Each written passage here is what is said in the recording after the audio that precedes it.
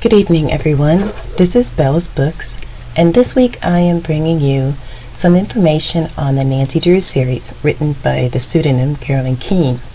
I'll bring you some publication information, some interesting little facts about the books, and the latest auction prices for some of them, week ending January 10th, 2021.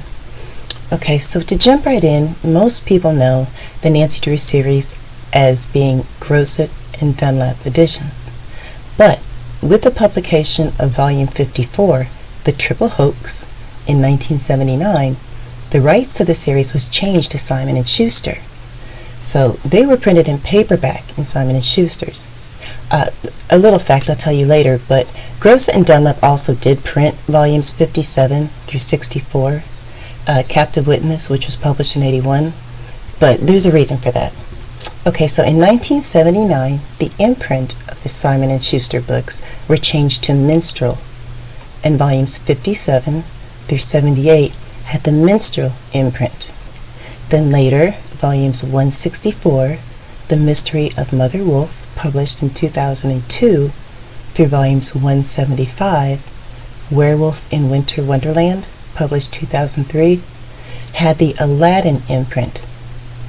Now, the 1979 through the 1985 books were called the Wanderer books. They were printed in hardback and paperback, but the hardbacks were mostly sent to libraries, so they're very scarce and difficult to find, especially with a dust jacket. They'll mostly be ex-libraries. So, volumes 57 through 78 were published in very, very limited runs. Volume 76, The Eskimo Secret, which was published in 85, through volume 77, The Bluebeard Room, published in 85, are among the hardest to find.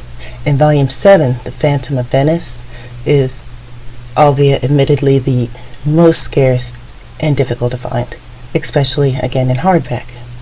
So some of the reasons with the publication change was because of legal disputes.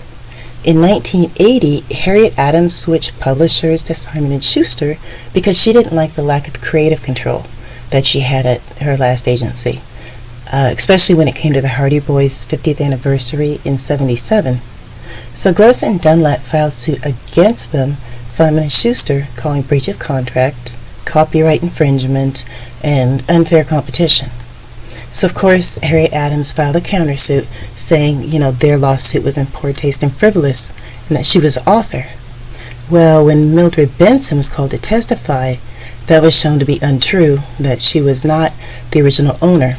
So the court ruled that Grosset had the rights to publish the original series as they were in print in 1980, but they didn't own the characters or trademarks.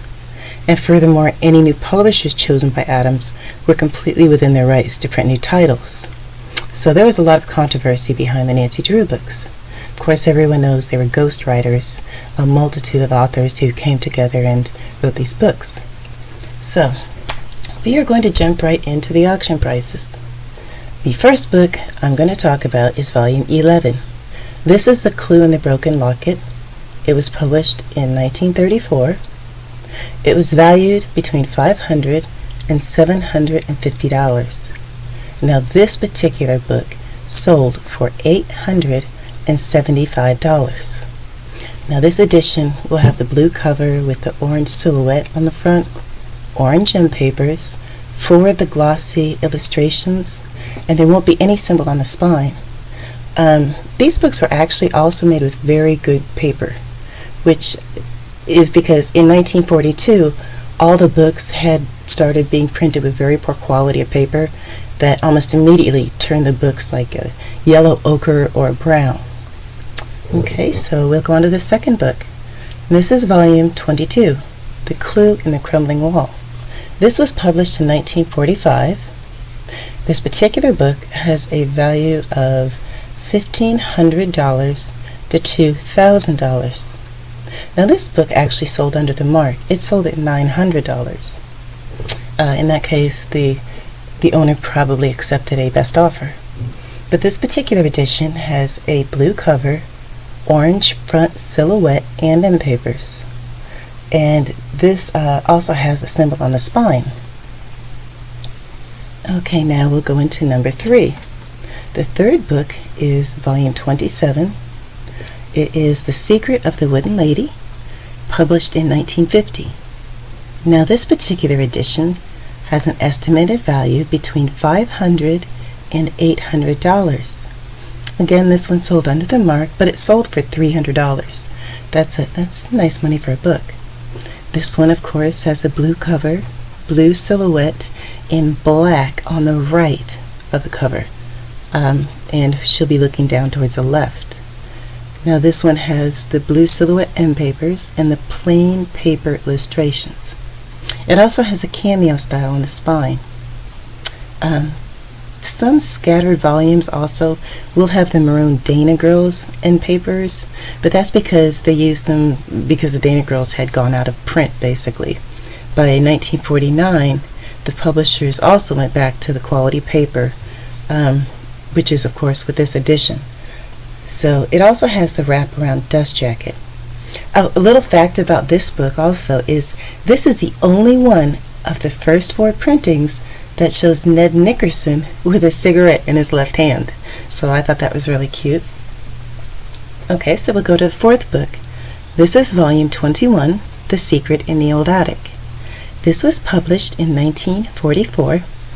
This book has an estimated value between $15,000 and $25,000. This book sold for $35,000. Now, this is a very coveted book because it's the first in the series. I mean, less than 7 copies in really good condition exist with the original dust jacket. I mean, there are no more known. It's the most valuable and the scarcest. And in this book, originally, Nancy Drew is 16 years old. And the ages later changed in the later editions to her being 18. And in this edition, Hannah Groen is also depicted as just a mere household servant, which in the later editions, as we all know, she's changed into the much beloved, almost family member. So we will also go on. Oh, and another fact, this edition also ranked 53rd on the Publishers Weekly list of all-time best-selling hardcover children's books in English. Yes, that's a real title, but it sold 2.7 million copies as of 2001. It's also readily distinguishable because this edition was published with a white spine dust jacket, and there's no silhouette on the back front cover. It has blank end pages and then 4 glossy black and white illustrations. Okay, let's go on to book 5. That is volume 14, The Whispering Statue. This was published in 1937, and I actually don't have an estimated value for some of these books, so I'll just give you the price that they sold for. And this book sold for $937.50. Now this book has that blue canvas cover with the orange silhouette on the cover and end papers. It also has a dust jacket with a white spine and the orange silhouette end papers and 4 glossy black and white illustrations. Okay, so we'll go on to book 6, which is volume 18, The Mystery at the Moss-Covered Mansion. This book was published in 1941, and the sold price for this book is $875. This edition just has a plain paper frontispiece illustration with no additional illustrations. It has the blue boards with the orange silhouette on the front and end papers. Okay, and the next book is volume 8, Nancy's Mysterious Letter.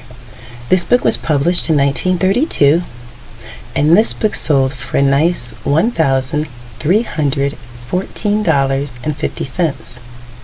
Now this has the blue cloth boards with no silhouette in the center of the front cover. It has blank end papers and 4 glossy black and white illustrations. One of the glossy illustration will appear before the title page, and then the rest are scattered throughout the book.